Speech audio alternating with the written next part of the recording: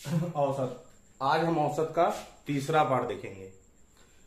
कुछ क्वेश्चन दिए गए हैं इसमें। यदि 7 क्रमागत सम संख्याओं का औसत 33 हो तो इनमें सबसे बड़ी संख्या कौन सी है?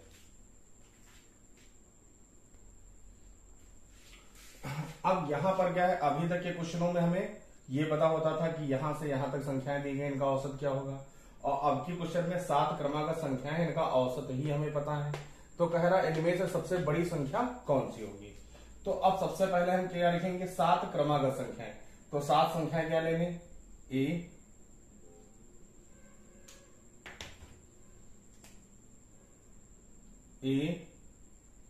B C D E F, 1 2 3 4 5 6 G. ये हो गई 7 क्रमागत संख्याएं। इनका औसत है 33। तो संख्याएं जो है 7 यानी क्या है, विषम है। अगर विषम होंगी तो बीच वाली संख्या ही औसत होगी, यानी एक ही मध्य संख्या होगी। और अगर पदों की संख्या सम होगी तो मध्य पद 2 होंगे। अब यहां पर औसत कितना दिया गया है, 33। ये दिया गया है 33। तो अगर ये 33 है तो इसके पहले क्या आया होगा, 33 के पहले 32, इसके पहले 31, इसके पहले 30, 33 के आगे जाएंगे 34, 34 के बाद क्या आएगा 35, 35 के बाद 36। तो अगर हमसे पूछा है औसत 33 तो इसमें सबसे बड़ी संख्या, तो सबसे बड़ी संख्या क्या है 36, यानी सबसे बड़ी जो संख्या है वो हो गई हमारी 36। इसी तरह अगला क्वेश्चन है 4 क्रमागत सम संख्याएं। तो 4 क्रमागत सम संख्याएं मान लेते हैं हम, ए बी सी और डी हो गई। अब ये 4 सम संख्याएं हैं और 4 क्या है, 1 2 3 4, ये सम संख्याएं हैं। तो यहां पर सम संख्याएं भी निकालनी है और इनकी काउंटिंग जो है वो भी सम है। तो मध्य पद क्या होगा, इन दोनों के बीच में होगा, दो पदों के बीच में मध्य पद, यानी औसत क्या आएगा 27। अगर 27 मध्य पद में हो गया तो यहां पर b कितना होगा, 27 से पहले सम संख्या कौन सी आएगी 26, 26 से पहले 24, और यहां 27 के बाद 28 और 28 के बाद 30। अब इनमें से सबसे बड़ी संख्या, तो सबसे बड़ी संख्या क्या है 30, यानी जो बड़ी संख्या है वो हमारा आंसर होगा 30। अगला क्वेश्चन है सतत 5 विषम संख्याएं। सतत है और 5 विषम संख्याएं, तो ये क्या होंगी, ए बी सी डी और ई। ये हमारी 5 विषम संख्याएं हो गई, 5 संख्याएं हो गई। अब विषम संख्याओं का औसत कितना है 95। तो विषम होगी तो मध्य पद एक ही होगा, सम होने पर मध्य पद 2 होते हैं, उनके बीच में औसत होगा। और जब संख्याओं की संख्या विषम होगी तो मध्य पद एक ही होगा, मध्य पद कितना है, यानी औसत कितना है 95। अब संख्याएं चूंकि विषम है तो 95 से पहले कौन सी विषम संख्या आएगी, 94 तो होगी नहीं, यानी 93। 93 से पहले कौन सी आएगी 91, 92 सम हो गई, 93 94 सम हो गई, 95, 95 के बाद इधर 97, 97 के बाद 99। तो अब कह रहा अवरोही क्रम में चौथी संख्या। तो अवरोही क्या होता है, यानी घटता क्रम। सबसे बड़ी संख्या कौन सी होगी 99, इससे छोटी 97, इससे छोटी 95, और चौथी संख्या क्या है हमारी 93, यानी आंसर क्या होगा 93। जो चौथी संख्या हमारी हो गई अवरोही क्रम में वो क्या होगी 93। ये आंसर हो गया। नेक्स्ट क्वेश्चन है 5 क्रमागत सम संख्याएं ए बी सी डी ई दी गई हैं, ए बी सी डी और ई। ये 5 क्रमागत सम संख्याएं, इनका औसत है 66।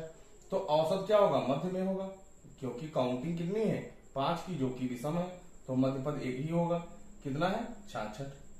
अब सम संख्या है तो 66 से पहले कौन सा अंक आएगा 64, 64 से पहले 62, इधर 64 के बाद जाएंगे तो 68, 68 के बाद 70, यानी औसत। तो b तथा e का गुणनफल, तो b की वैल्यू क्या आई है, b गुणे e निकालना है हमको। तो b का मान आया है 64 और e कितना आया है 70, इनका गुणनफल पूछा है।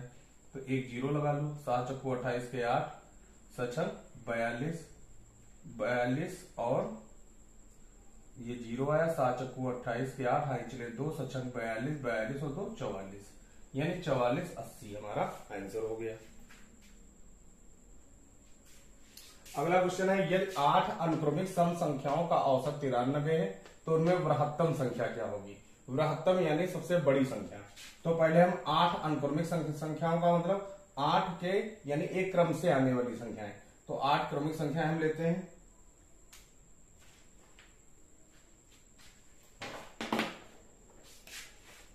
ए B C D E F G 1 2 3 4 5 6 7 8। ये 8 संख्याएं हो गई हमारी। ये जो संख्या है ये सम है और इनका औसत कितना है? 93। तो अगर संख्याएं सम होंगी तो औसत यानी मध्यपद 2 होंगे तो मध्यपद क्या होंगे? डीई। इधर भी 3 संख्याएं और इधर भी 3 संख्याएं, इन दोनों के मध्य में औसत होगा 93। अब चूंकि सम संख्या है तो 93 से पहले सम संख्या कौन सी आएगी? 94। तो ये क्या हो जाएगी? 94। इसके बाद कौन सी आएगी? 92। 94 92 और इसके बाद 90 और इधर क्या आएंगे? 88। यानी और अगर 93 के बाद जाएंगे तो 93 के बाद कौन सा मिलेगा नंबर? 93 से यहां पर संख्याएं ये हो गई हैं गलत, इनको सही कर लिया जाए, क्योंकि सम संख्या उन्हें कहा जाता है जो 2 से विभाज्य हो, विषम संख्याएं जो 2 से न कटे। तो हमें सम संख्याएं लेनी है। तो 93 है तो 93 के आगे कौन सी संख्या आएगी? 94। 94 के बाद 96। 96 के बाद 98। 98 के बाद 100। इधर अगर हम पीछे आएंगे तो 93 से पहले सम संख्या क्या होगी? 92। 92 से पहले 90। 90 से पहले 88 और इधर क्या आएगा? 86। अब हमसे पूछा है इसमें बृहत्तम संख्या यानी बड़ी संख्या। तो अगर बड़ी संख्या पूछेगा तो कौन सी होगी? 100। सबसे बड़ी संख्या क्या है? 100। और अगर हमसे छोटी संख्या पूछेगा तो छोटी संख्या क्या है? 86। अगला क्वेश्चन है 5 क्रमागत विषम संख्या। तो पहले हम 5 संख्याएं लेते हैं, ए बी सी डी और ई। औसत 27 है तो अब ये 5 क्या है? विषम। इनकी संख्या क्या है? 5, जो कि विषम है तो मध्यपद 1 ही होगा यानी 27। अब विषम संख्या है तो 27 से पहले विषम संख्या क्या आएगी? 25। 25 से पहले 23। 27 के बाद जाएंगे तो 29 और 29 के बाद 31, जो कि विषम संख्या लेनी है। तो कह रहा प्रथम संख्या यानी ए तथा अंतिम संख्या का गुणनफल, अंतिम संख्या क्या है? ई। हमसे पूछा है ए गुणे ई, तो ए की वैल्यू क्या है? 23 और ई की वैल्यू क्या है? 31। 31 3 93 के 3 कैरी हुआ 9। 31 दूना 62, 62 9 71, 713 आंसर हो गया। अगला क्वेश्चन है 7 क्रमागत संख्याओं का औसत। पहले 7 संख्याएं लिख लें, A B C D E F जी।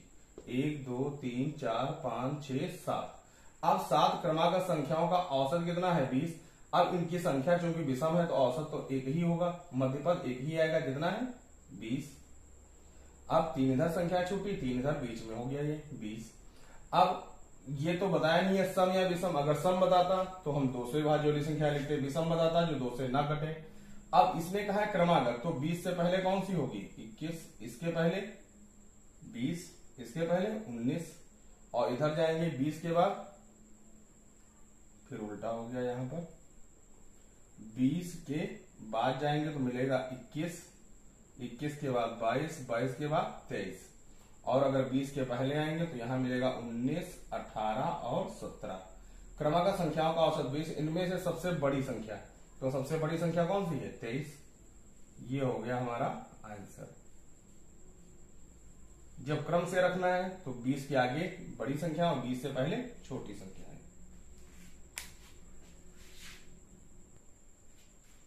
अगला प्रश्न है 5 क्रमागत संख्याओं का औसत x है।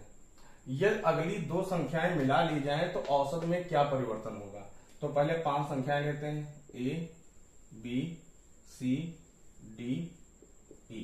1 2 3 4 5 और इनका औसत कितना है? x, यानी यहां पर आ जाएगा x। ये औसत दिया गया।